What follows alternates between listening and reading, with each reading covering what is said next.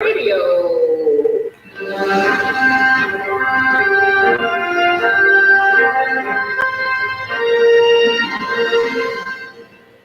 Hello, good morning, and you welcome to Hitzafrik Radio here in Ghana. This is the business news with me, Jenny Humson. Now, let's go straight to our headlines. To Ghana stories, we are not back to Dumso, the energy minister, and also going to hold the whole airport begins commercial flights in April. And on our African news, Gabela to produce 62 high-tech trains per year, and Senegal's economy struggles amid COVID-19 pandemic. And going to Ivory Coast energy leak. Onto an international news, government seeks to step up monitoring of imports. Now let's begin with our news headlines.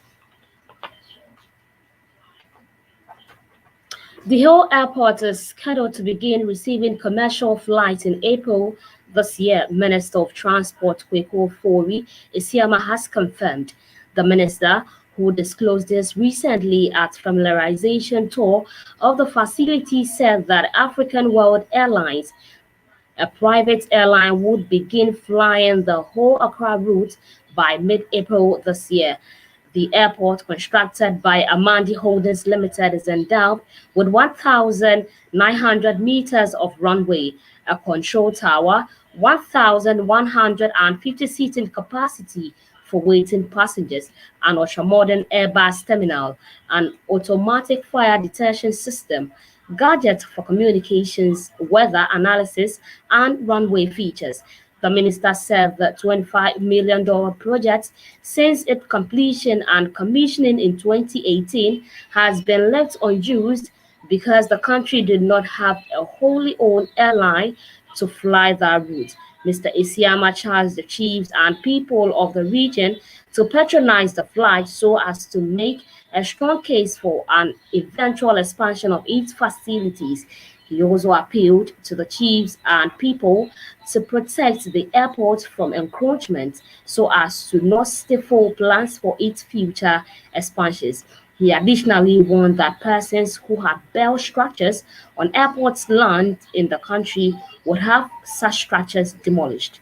He also thanked stakeholders in general and President Akufo-Addo in particular for ensuring that the airport became operational.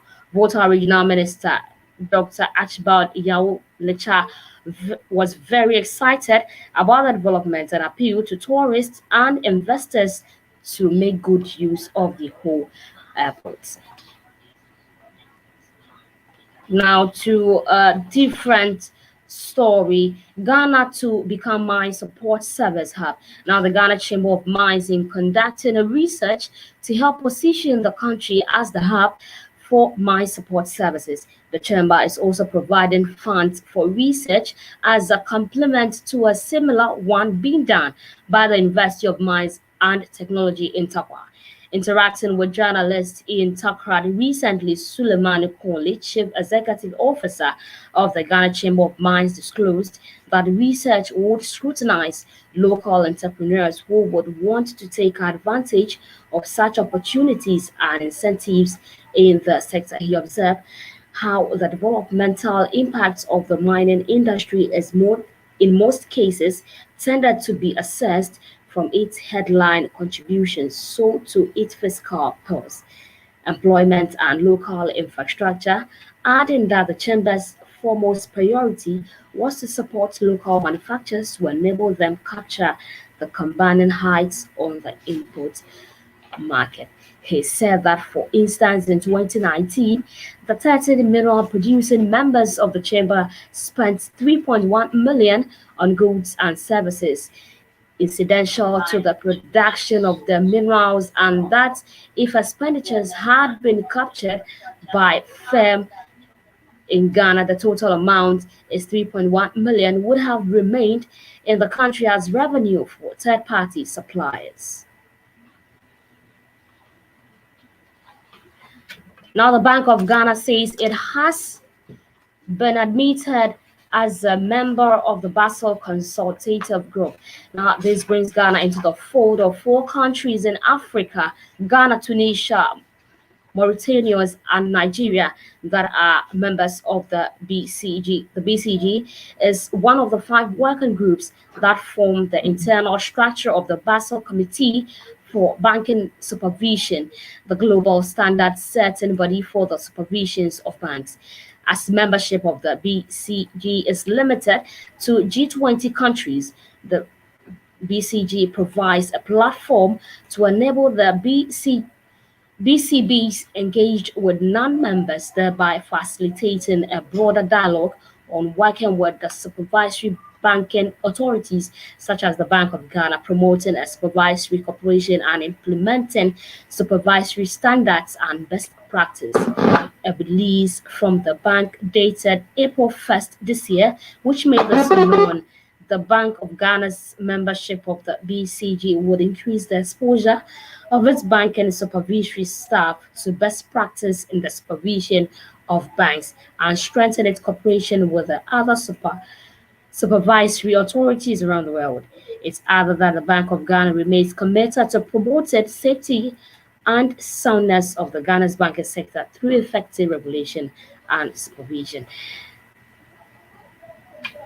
Now let's move to a different story. The Social Security and National Insurance Trust, SSNIT, has denied a media reports that a whopping 2.8 million Ghana cedis of workers' contributions are in a mess.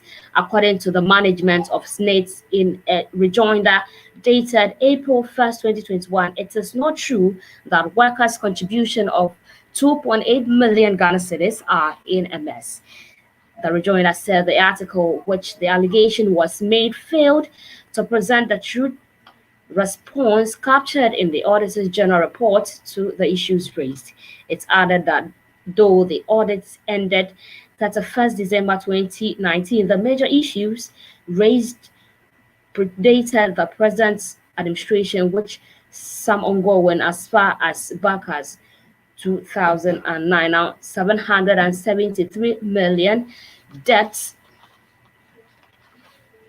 is explained of that 773 million debt due to the trust from the Controller and Accountant General's Department.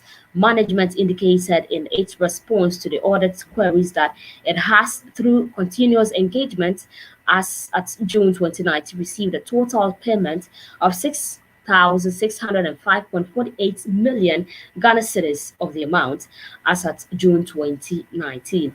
The rejoinder indicated that subsequently the guard has transferred 2.33 million Ghana cedis to cover parts of the debt owed to SSNIT.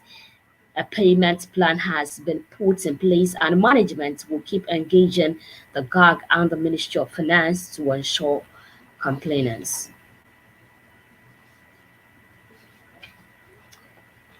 Now to an African news. Now let's go straight to South Africa. Gabela to produce 62 high-tech trains per year. Built as the continent's largest train manufacturing plant, South Africa's Gabela is building the country's next fleet of high-tech trains. Railway stations across the country have been extensively looted during the nationwide COVID-19 lockdown, leaving trains at a standstill. South Africa's railway infrastructure has been ravaged during the coronavirus lockdown, with thieves plundering anything from cables and hand drills to bricks and doors. In the street's month of confinement last year, looters went to work on underguarded stations and railway infrastructure, making off with almost anything that could be ripped off or cut down and carted off. Kliptown, a train station in the famous Johannesburg township of Soweto, lies in ruins, stripped bare of its windows and doors and even its roof. Signaling and electric cables have been chunked out. Staircase railings have been shorn off. Even the perimeter walls have not been spared, with bricks bashed out and hollowed away. Now let's go to Senegal. Senegal's economy struggles amid COVID-19 pandemic. Now Senegal's recent protests have shone a light on simmering frustration over sluggish economic activity and unemployment in the West African states, which have been compounded by a year of coronavirus restrictions. But many urged that anger also boiled over because of deepening poverty in the nation of 16 million, especially among the young.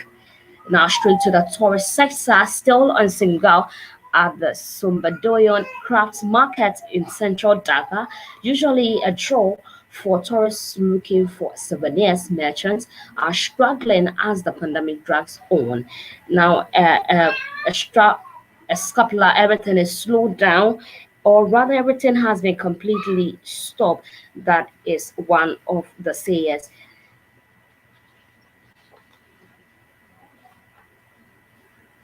Now, still in South Africa remains the sixth largest export market for Scotch whiskey. Now, South Africa's whiskey market is booming among the class, but as the economy struggles to recover after recession, even affluent drinkers are rolling in spending, and companies are having to fight back to maintain their lead. On this week, News Afrique weigh in weigh in on the rise of whiskey business in the country. Now to Ivory Coast. Ivory Coast Energy League. Today on business news, we're looking entirely to the energy and banking sectors in Cote d'Ivoire. So in Cote d'Ivoire, several banks, including Standard Chartered and the National Investment Bank, have decided to go digital to achieve its energy resolution. Cote d'Ivoire chose to privatize this sector in 1993. More than 25 years later, the country has one of the best production capacities in Africa and aims to cover 99% of its population by 2035 and produce 42% of renewable energy. Mr. Amadou Bakayoko, Director General of the Ivorian Electricity Company, responds to pertinent questions on some subjects. Now, it says the country has won the battle for energy coverage, but the cost of kilowatts per hour remains an access barrier. It says that the price of the kilowatt hour and the quantity of energy we consume, these two elements make up a bill if you look at the price today. Now, on our international business news, government seeks to step up monitoring of imports. These happen at New Delhi. Now, the government is looking to expand the import monitoring system to electrical machinery and mechanical appliances, certain metals, chemicals, and plastics as it seeks to devise strategy to better understand imports, a lot of which is being shipped under the radar, and correlated it with domestic manufacturing capability and capacity utilization. This data is seen to be crucial for imposing trade remedial measures in case a surge is noticed. For everyday project category, there is another group where items are not properly classified. An analysis undertaken by the Commerce Department showed that close to 80% of the imports under 10 segments were imported under the others category, and their total value added up to $128 million, which was a third of the shipment into the country. And so that's all for the business news here on Hitzafrik Radio. Now a recap of our news headlines.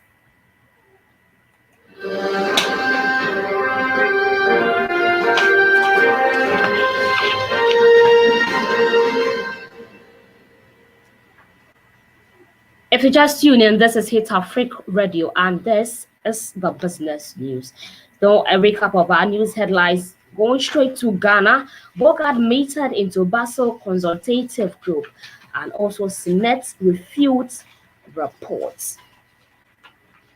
On an African news, moving straight to South Africa, Gebeli to produce 62 high-tech trains per year, and Senegal economy struggles amid COVID-19 pandemic. These and many more stories were brought to your doorsteps. I am Jenny Kumsin.